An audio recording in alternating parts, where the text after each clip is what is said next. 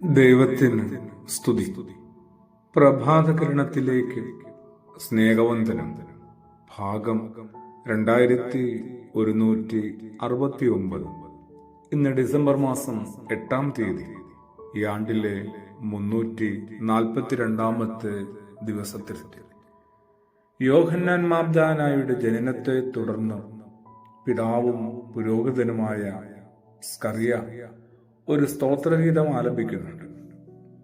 അതിലേക്ക് നമുക്കൊന്ന് എത്തിയാൽ, അല്ലയോ പൈതലെ, നീ അത്യുന്നതന്റെ പ്രവാചകനെന്ന് വിളിക്കപ്പെടും.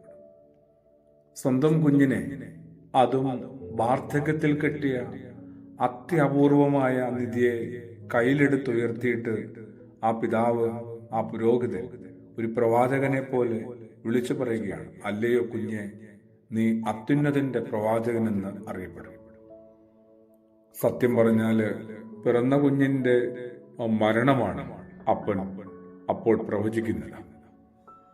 അതും കൊല്ലപ്പെടാനുള്ള ഒരു ജീവിതമാണ്, ജനനമാണ് നിന്റേതെന്ന് ഓർമ്മപ്പെടുത്തുകയാണ്. ആരെയാണ്? എനിക്ക് തോന്നുന്നത് സ്വയം ഒന്ന് ഓർമ്മപ്പെടുത്തിയതാണ്, സ്വയം ഒന്ന് ഉൾക്കൊണ്ടതാണ്.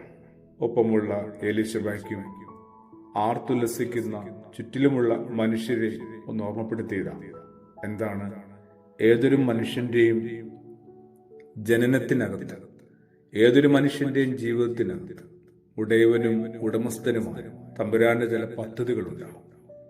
അത് എത്രത്തോളം കഠിനമായാലും, കണ്ണ് നിറയ്ക്കുന്നതായാലും, എന്തുമാത്രം പൊള്ളലേൽപ്പിക്കുന്നതായാലും അതുവഴി കടന്നു പോയേ മതിയാവും. കുതറി ഓടാനായിട്ട് ശ്രമിക്കരുത്. അതിന് അവകാശമില്ല, അതിനധികാരമില്ല എന്ന് ഓർമ്മപ്പെടുത്തല. അല്ലയോ പൈതലെ, നീ അത്യുന്നതന്റെ പ്രവാചകനെന്ന് വിളിക്കപ്പെടും. ഈ ഒരു പ്രവാചക ശുശ്രൂഷയിലേക്ക് എത്തുന്ന ഏതൊരാളും ദൈവത്തിന്റെ ആലോചനകൾ, ദൈവത്തിന്റെ അരുളപ്പാടുകൾ അറിയിക്കുന്ന വ്യക്തിയായി മാറും. മിശിഹായുഗത്തിൽ ദൈവത്തിന്റെ ശബ്ദമായി വിളിക്കപ്പെട്ടിരുന്നത് പ്രവാചകന്മാരെയാണ്.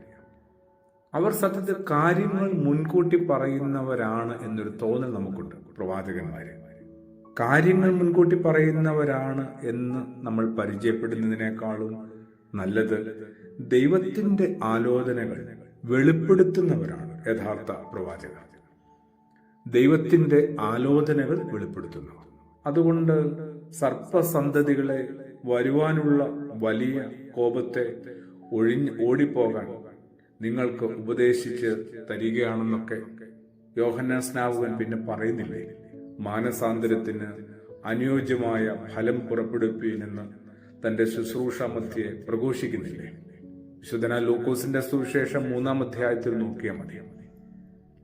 അതുകൊണ്ട് തന്നെ ദൈവത്തിന്റെ ആലോചനകളെ വെളിപ്പെടുത്തി തരുന്ന പ്രവാചകനായി മാറുന്നു. എന്റെ നിങ്ങളുടെയും ഒക്കെ കുഞ്ഞു ജീവിതത്തിൽ ഇനി അവശേഷിക്കുന്ന നാളുകളിൽ തമ്പുരാന്റെ ആലോചനകൾക്ക് കൂടി ഒന്ന് കാതു കൊടുക്കണം, ഹൃദയം കൊടുക്കണം. വെറുതെ കേൾക്കാനോ മനസ്സിലാക്കാനോ മാത്രമല്ല, അനുസരിപ്പാനും പിന്തുടരാനുമാണ്. എന്തുമാത്രം കണ്ണുനീരിന്റെയും വേദനയുടെയും കയ്പിന്റെയും അനുഭവമായാലും, എന്തുമാത്രം കഠിനമായ ക്രൂശിന്റെ അനുഭവമായാലും, തമ്പുരാൻ അതെനിക്ക് വേണ്ടി സ്നേഹപൂർവ്വം വിശ്വാസത്തോടെ മാറ്റിവെച്ചതാണെന്നുള്ള ധാരണയിൽ പോകാനായിട്ട് യോഹന്നാൻ സ്നാപകനും പിതാവായ സ്കറിയ പുരോഹിതനുമൊക്കെ നമ്മളെ പാകപ്പെടുത്തുന്നുണ്ട്. പ്രാർത്ഥനയോടുകൂടി ആമേൻ.